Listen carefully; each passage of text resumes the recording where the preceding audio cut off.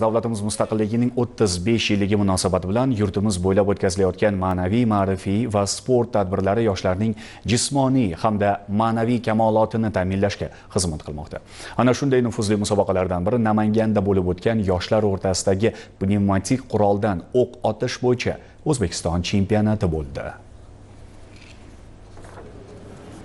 Chempionatda Toshkent shahri, Qoraqalpog'iston Respublikasi hamda mamlakatimizning barcha viloyatlaridan jami 103 nafar iqtidorli sportchi ishtirok etdi. Musobaqaning birinchi kunida 68 nafar o'g'il bolalar havo to'pponchasidan o'q otish bo'yicha o'z mahoratlarini namoyish etishdi. Turnirning ikkinchi kun dasturida esa 35 nafar qizlar havo to'pponchasi hamda havo miltig'idan o'q otish bahslarida ishtirok etib, yuqori tayyorgarlik va aniqlikni namoyish etdilar. Hozirgi mashqimiz PP3 to'pponchadan nishonga otish 60 ta otiladi, 1,5 soat vaqt beriladi.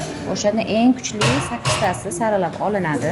O'sha ular finalga yo'llanmani qabul qilishadi. Finalda eng yaxshi otgan sportchi birinchi o'rinni qo'lga kiritadi. Bu musobaqalarni o'tkazishimizdan maqsadimiz respublika musobaqalariga, jahon chempionatlari, jahon kubogi, hozirgi kunda sentyabrda Osiyo o'yinlari musobaqamiz bor. Oldinda eng katta musobaqamiz o'shanga tayyorgarlik, Yoshlar olimpiadasi, o'shanga kuchli sportchilar saralab o'tkazamiz. Hozirdan o'sha seleksiya ishlarini olib boryapmiz.